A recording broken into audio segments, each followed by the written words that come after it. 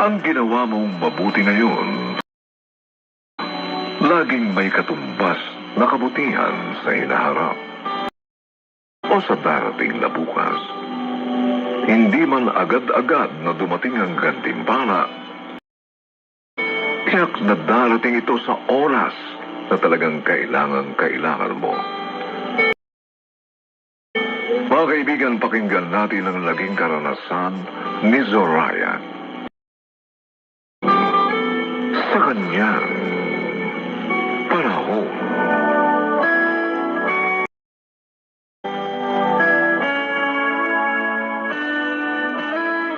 Ano? Ibinili mo ng pad paper at pagkain sa recess ang ilan sa mga estudyante mo? Ay, ano ka ba naman, Soraya? Paul, Maliit na nga natitira sa sahod mo bilang guro. Dahil sa dami ng deductions nyo kada sahod, gumagastos ka pa ng extra para sa mga pupils mo. Paul, hindi ko naman sila kayang tiisin. Magbibigay ako ng quiz, pero walang papel yung ibang bata. Oh, Kesa pumilas ako sa papel ng kaklase nila, di binibigyan ko na lang. kaya namimihasa. Nakaasa na lang sa teacher nilang sobrang bait. Naiintindihan ko naman sila. Ang iba sa estudyante ko sa squatters area nakatira, Paul. Ang lagi ko lang bilin sa kanila, wag a-absent. Importante makapag-aral sila dahil yon ang mag-aahon sa kanila sa hirap ng buhay. Oo, tama ka. Pero teacher ka, hindi bayani. Ang tungkulin mo magturo lang, hindi magpakabayani. Ay, nako. Bakit pati pagpapakain at pagbili ng kanilang school supplies, binabalikat mo? Paul naman, sinabi ko na nga sa'yo, hindi ko sila kayang tiisin. May mga anak na tayo. Nag-aaral din sila.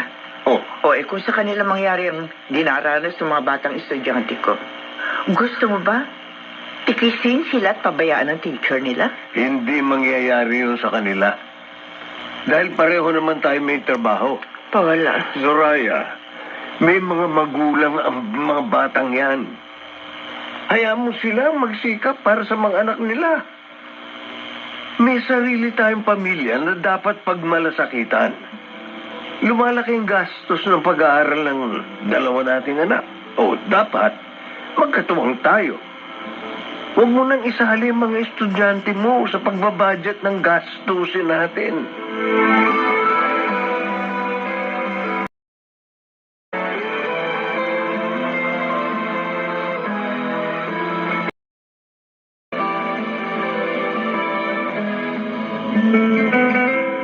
Roberto! Di ka kumakain. Halika, sumama ka sa akin. Pumili ka sa kantin ng merienda. Huwag ka na mahiya. Ako magbabayad. Pwede namang ipalista ko na lang muna doon sa kantin. Halika na, anak. Halika na. Roberto, halika na sa kantin.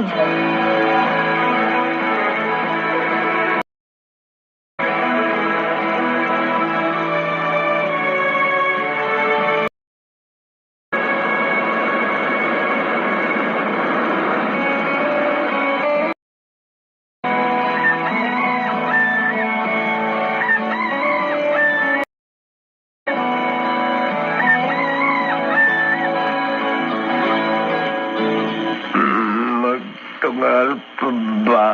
Paul, sandali na lang. Matatapos na pagmasahe ko sa iyo. Naiinip na ako. Abay, konting tiis.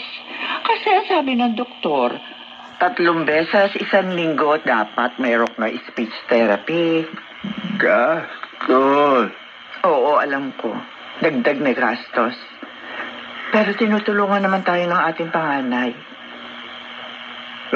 Sana namatay na lang ako. Ano? Sana namatay ka na lang? Paul, huwag mo naman sabihin yan. Na maestro ka, todo ang dasal namin mag-iina para magising ka at makarecover. Kagaling ka rin, Paul.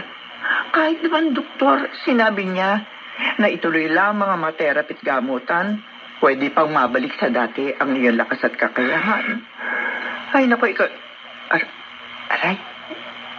Ah, Soraya, bakit? wala. May kumitira sa dibdib ko.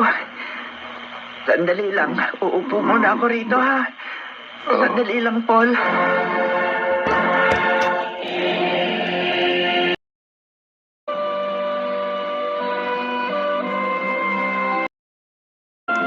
Sa kanyang panahon.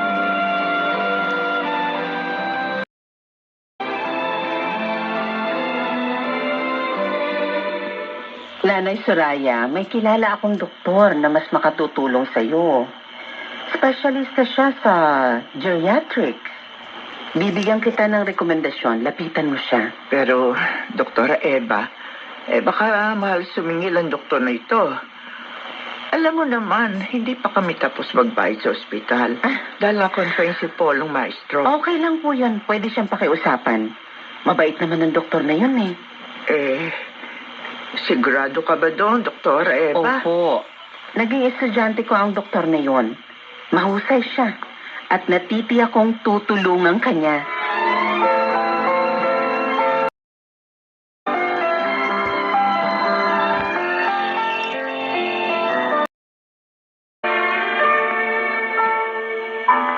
Doc Robbie, narito na po yung pasyenteng inirefer sa inyo ni Doktora Eva. Patingin ka ng record niya. Babasahin ko lang. Ito. Bago ko siya puntahan. Oo, ito po, Doc.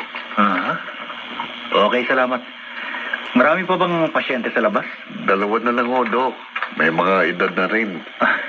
Ano pa bang aasahan natin, Benny? Espesyalista ako sa mga idinadaig na mga matatanda. O, sige na. Bumalik ka na sa duty mo. Ako nang bahala rito. Okay po, Doc. Soraya Magtanggol. Soraya.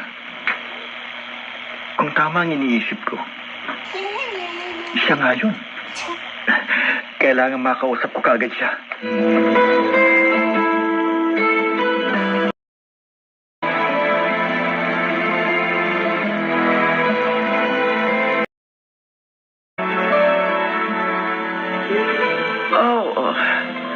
Ako nga si Teacher Soraya.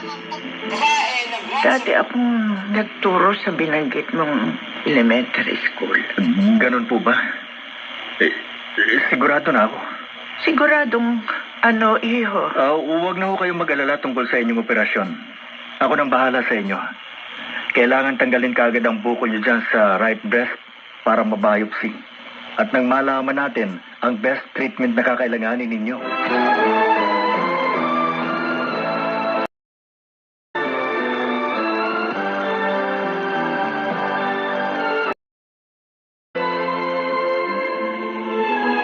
Ayoko. Nay, Ayoko magpa-opera.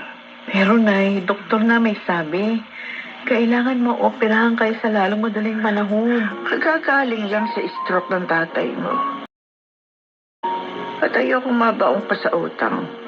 Kahit buong buhay ako magbayad ng utang, matatanggap ko yun.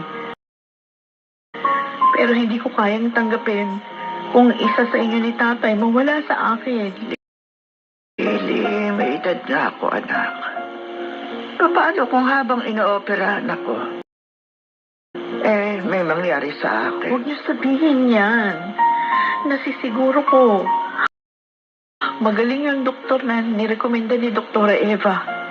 Magtiwala tayo sa kanya. Mas mahalaga, magamot kayo. Tsaka na natin problemahin yung mga bayarin.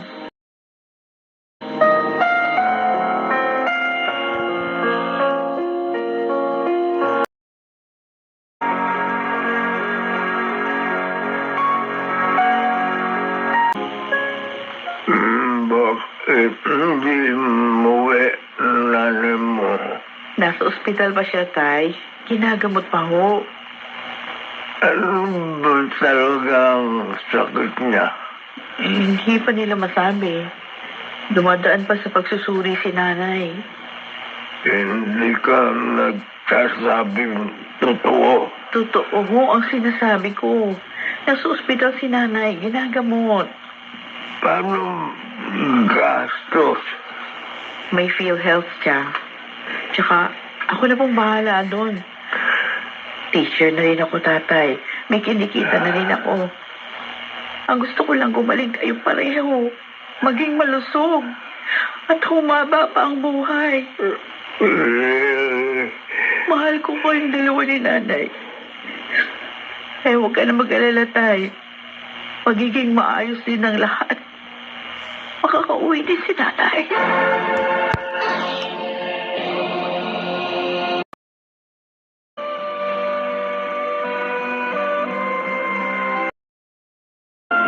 Sa kanyang panahon.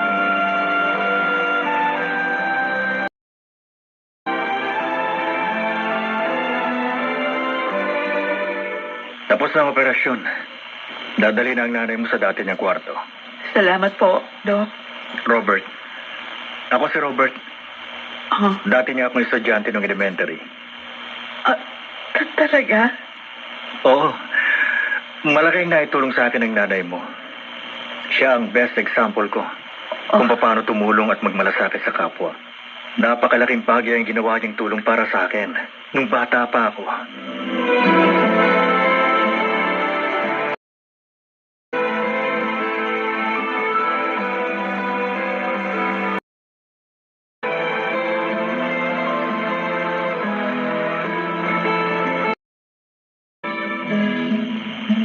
Sigurado ka? Gusto mong gawin yan, Robbie? Malaking halaga ang mawawala sa'yo. Dr. Eva, ang mga ginawa sa akin ni Teacher Soraya, hindi yung kayang tumbasan ng pera. She's more than a teacher to me. Ang totoo, naging parang pangalawa ko na siyang ina. Siguro, mahaba ang listahan ng utang niya noon sa kantin. Dahil hindi na ako ang estudyante pinapakain niya kapag recess. Pero ni minsan, hindi ko siya nakita nagalit sa amin o nagreklamo dahil doon. Natatandaan mo pa rin ang lahat? Hindi ko pwedeng kalimutan yon, Doktora. Dalawa kami magkapatid na dumanas ng kanyang malasakit at kabutihan. Mahirap kami nun. Pero dahil sa mga payo niya, nagpursige kami ni ate sa pag-aaral. Naging scholar kami pareho sa college. Naunang nagtapos si ate. Naging accountant siya. Nag-abroad. At siyang tumustos para matapos ko naman ang kursong medisina. I see. Parang telenovela palang buhay niyo. Ganun na nga. At ngayon, may pagkakataon na ako para ibalik kay Teacher Soraya ang ginawa niyang kabutihan sa amin. Kaya, hindi ako manghihinayang na gawin ito para sa paborito kong teacher.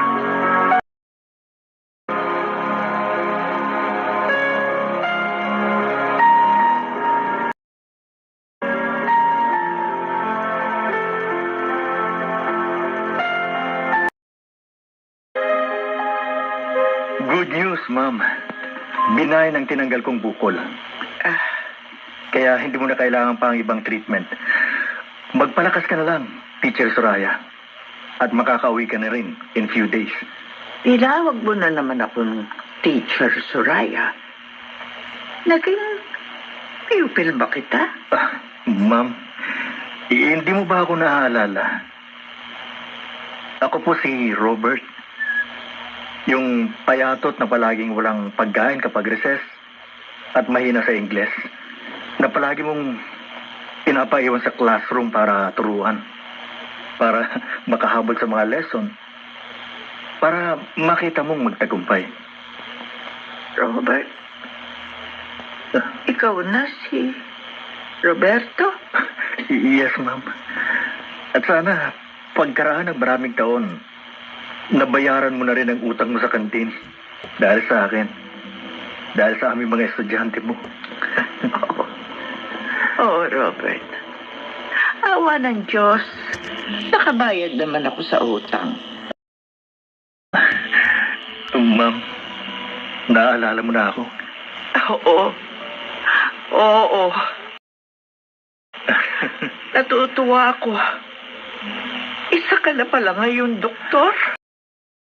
Opo, ma'am. At huwag mo nang alalahanin ang professional fee ko.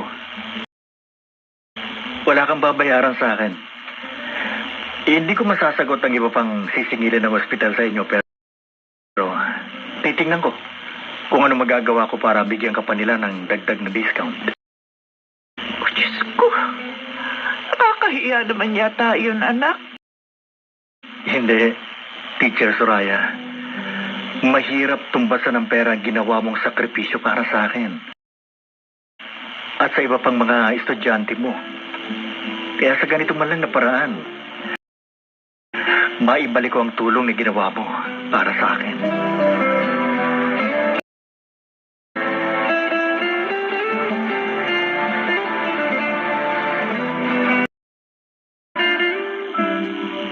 Tay! Tay, narito na kami. Soraya. Oh, ano, kumusta ka na, Paul? Namiss mo ba ako? Oo. Oo. Baka mamaya niya mag-iyakan pa tayo. Alam mo, Paul, marami akong ikukwento sa'yo. Halika na, maupo na tayo. Naku, Jack, na kapag nalaman mo ang nangyari sa akin, masasabi mong may gantimpala ang malasakit na ibinigay ko noon sa aking pupils. Sinuklian ng langit ang lahat sa kanyang panahon.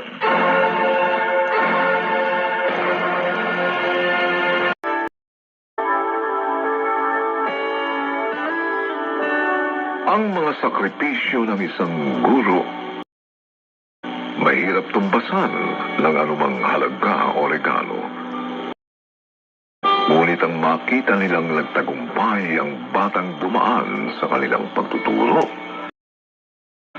ay gantimpala ng maituturing sa lahat ng pagpupuyat at pagod na kanilang ibinuhos sa kanyang panahon.